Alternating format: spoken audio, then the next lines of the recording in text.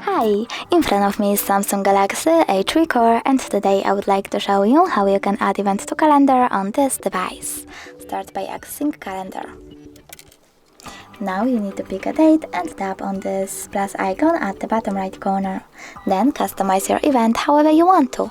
For example, you can add a title, change color, set up starting hour,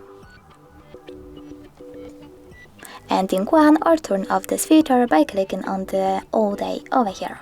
You can also select the location, take notes, set up notifications minutes, hours or weeks before, and some other things.